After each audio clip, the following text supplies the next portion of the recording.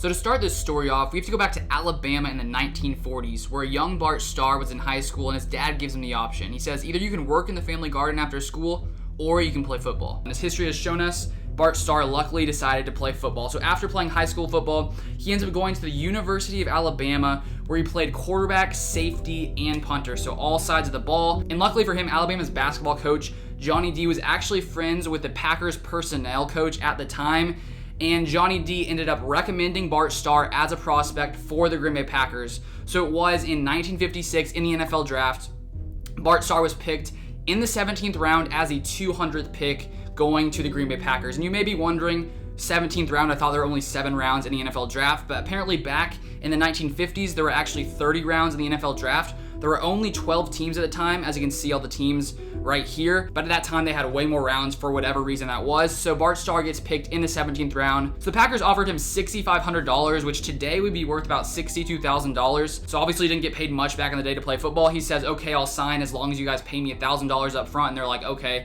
that seems like a good deal. So Bart Starr ends up coming to the Green Bay Packers after that 1956 draft. So coming into his first season in the NFL, he was actually the backup until a guy you guys may have heard of, his name is Vince Lombardi, decides, hey, Bart Starr looks to be pretty good, maybe we should start playing him some more. So a few years later, he gets more opportunity to play. So in 1960, he starts 8 games for the Green Bay Packers, and the Packers actually ended up making it to the NFL championship that year. Unfortunately, though, they lost to the Eagles 17-13. In that game, Bart Starr goes 21 for 34, 170 yards, and 1 touchdown pass. And that was actually Lombardi's only postseason loss as a head coach all time. So then going into 1961, it was Bart Starr's first season as a full-time starter. He puts up numbers that year, throws for 2,400 yards. You may be wondering, 2,400 yards, that's like nothing. But remember back in the day, they didn't really pass the ball as much as they do nowadays. Obviously now in the NFL, it's more of a passing league. Back then, it was more of a running league. So Bart Starr throws for 2,400 yards and 16 touchdowns. As you can see here, he was probably like a top 5 quarterback at the time, but legend like Johnny Unitas was obviously, right up above him in that season when it comes to yards. So in that season, the Packers end up going 12-3.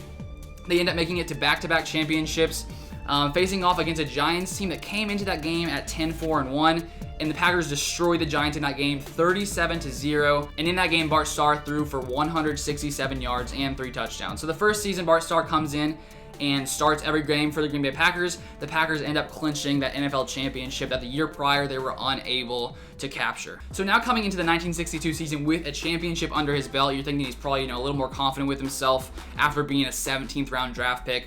In this season, he comes in, throws for 2,400 yards, 12 touchdowns, 9 interceptions, has a 90.7 passer rating. But in that season, the Packers team was mainly led by legend Jim Taylor, who ran for 1,474 yards and 19 touchdowns in that one. So with the great performances from those two players, they end up going 13-1 in that season, and then face off against the New York Giants once again in the NFL championship. This time the game was actually a lot closer, but they did still beat the Giants in that one 16-7. So Bart Starr comes in, wins back-to-back championships with the Packers. So after that 1962 championship, the Packers weren't able to make it to the championship the next 2 seasons, but in that time, Bart Starr became more of a focal point of the offense with a couple of the running backs going away. And in that time, Vince Lombardi started making some moves. He acquired some more talented pass catchers as well as drafting some pass-catching running backs. So in 1964, even though they didn't make that NFL championship, Bart Starr did lead the league in passer rating with a 97.1 rating. So he did continue to improve as his years went on, which makes lots of sense. So then coming into 1965,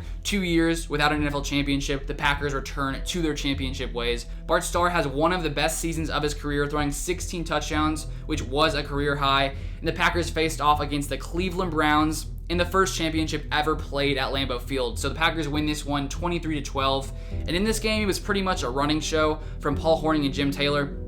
Paul Hornung, as you can see, ran for 105 yards. Jim Taylor, 96 yards. So they combined for 200 rush yards in that one. Bart Starr didn't have to do too much. 10 for 18, 147 yards.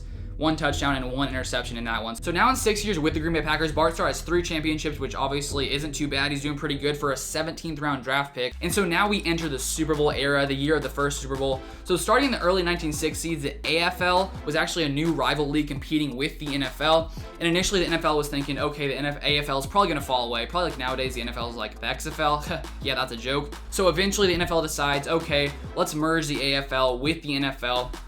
and then the best team from each division ends up facing off in the Super Bowl. So this year was the first year the Packers made it to the Super Bowl. In this season, Bart Starr was actually the NFL MVP. He led the league in passer rating as well as completion percentage. 62.2 completion percentage, 2,257 yards, 14 touchdowns, 3 interceptions, and a 105 passer rating. So this led the Packers to a 12-2 record that season, and they would face off against the Kansas City Chiefs in the first Super Bowl ever in Los Angeles, California. So the Chiefs came into this game led by quarterback Len Dawson, who actually threw for 26 touchdowns in that season. They entered this game at 11-2-1. So Starr comes into this game, ends up throwing for 250 yards and 2 touchdowns, leading the Packers to the first ever Super Bowl victory by any team in Super Bowl I, and Bart Starr becomes the first ever Super Bowl MVP.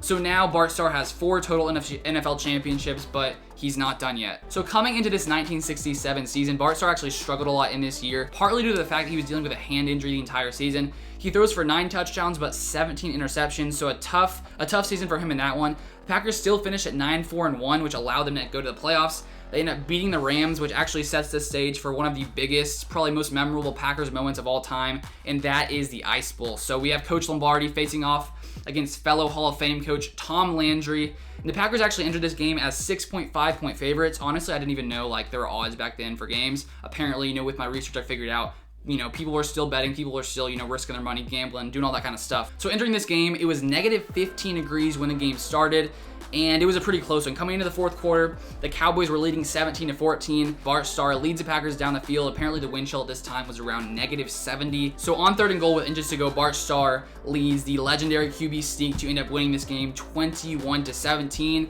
leading them to their 2nd consecutive Super Bowl. So this time the Packers were facing off against the Oakland Raiders, who were 14-2 in that season.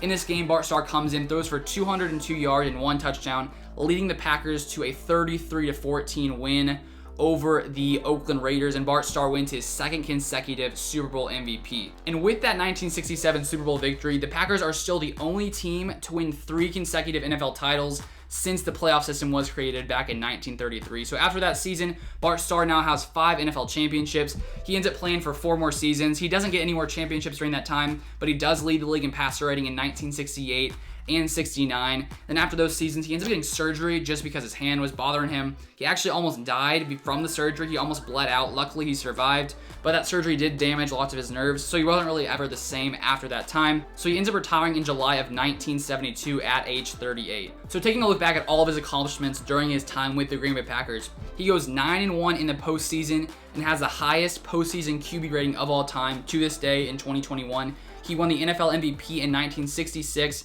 and he won 3 passing titles in 1962, 1964, and in 1966. He wins 4 Pro Bowls, and he also made it into the NFL's All-Decade Team of the 1960s. He also goes to the Pro Football Hall of Fame as well as the Packers Hall of Fame. And of course, he finishes off with 2 Super Bowls, 3 NFL championships, finishing off with a total of 5 NFL championships during his time with the Green Bay Packers. So there's no question that Bart Starr is one of the Packers greats, one of the all-time NFL greats. Bart Starr ended up passing away in 2019 at the age of 85, but even though he's gone, his memory still lives on.